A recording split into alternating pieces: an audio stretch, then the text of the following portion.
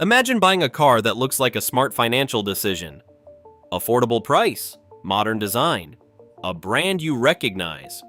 For the first year or two, everything seems fine. Then the small problems begin. A warning light appears without explanation. The infotainment system freezes. A repair bill arrives that costs more than you expected. And slowly, the car that looked like a good investment begins turning into something else. For many drivers in Europe, that experience is becoming more common.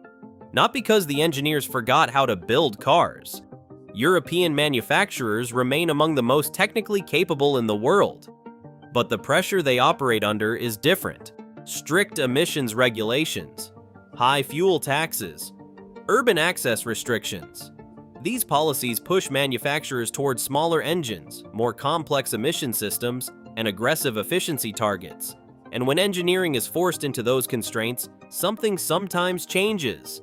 The ownership experience. From an American buyer's standpoint, this matters, because many of these engineering ideas begin in Europe before spreading to global platforms that eventually reach the United States. Today we're looking at 7 vehicles that developed reliability concerns in Europe, and what American buyers should learn from them. Some of these models were sold in the US under different names. Some never crossed the Atlantic at all. But every one of them reveals a pattern, and toward the end of this list, one vehicle shows how low purchase prices can quietly hide very expensive long-term costs. Let's start with a car that millions of Europeans rely on every day. Ford Cougar/Ford Escape. The same SUV, different reputation. In Europe, it's called the Ford Cougar. In the United States, it's the Ford Escape. Same platform, same basic engineering. But reliability complaints have appeared in several areas. Electronic driver assistance systems often frustrate owners.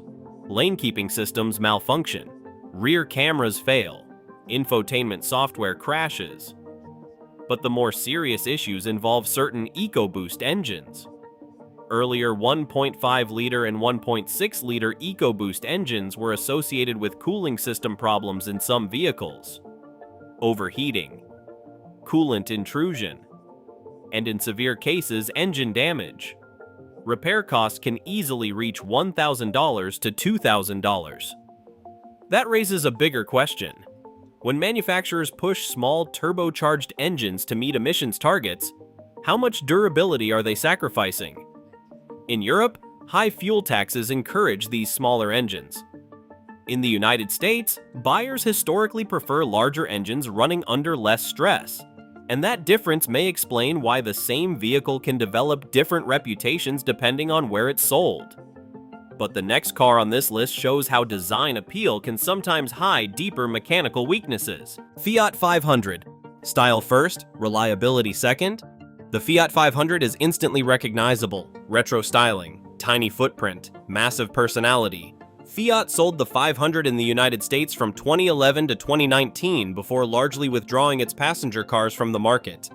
But in Europe, the model remained extremely popular. Owners frequently report electrical issues, lighting failures, sensor problems, ignition system faults.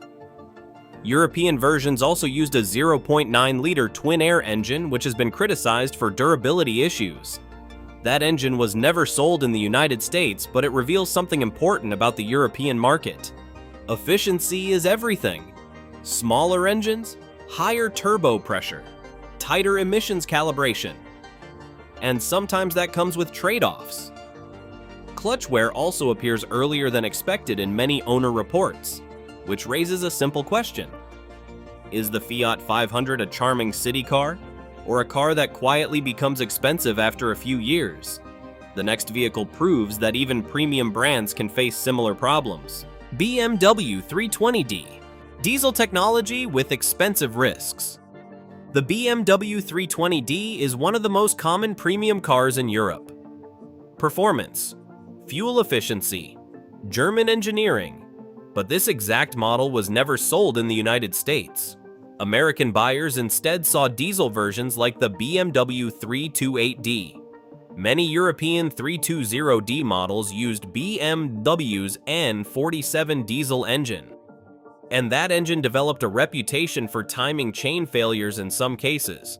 If the chain fails, the engine can suffer catastrophic damage. Repair costs can easily exceed $4,000 to $6,000. Diesel particulate filters also create problems. If the vehicle is driven mainly on short trips, the system cannot regenerate properly. Eventually, the filter clogs. This illustrates another major difference between markets. Diesel passenger cars became extremely popular in Europe due to emissions regulations.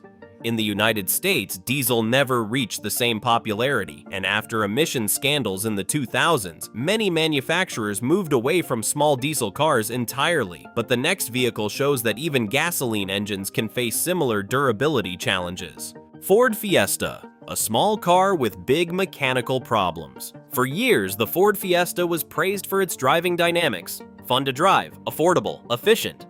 But reliability concerns began to appear. The small 1.0-liter EcoBoost engine has been linked to cooling system issues in some cases. Overheating can lead to engine damage. But in the United States, the bigger controversy involves something else: the power shift dual-clutch transmission. Many owners reported rough shifting, hesitation, and premature failures. The issue became so widespread that it resulted in lawsuits and settlements. Which raises a difficult question. How does a car praised by reviewers end up frustrating so many owners? Sometimes the answer lies in engineering decisions designed to maximize efficiency, and that pattern appears again in the next vehicle. Nissan Qashqai/Rogue Sport, the popular SUV with mixed reliability.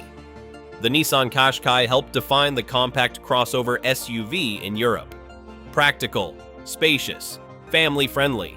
In the United States, the same vehicle was sold as the Nissan Rogue Sport until 2022, but long-term ownership reports reveal recurring issues: timing chain problems in certain engines, clutch wear earlier than expected, electronic faults involving sensors and infotainment systems.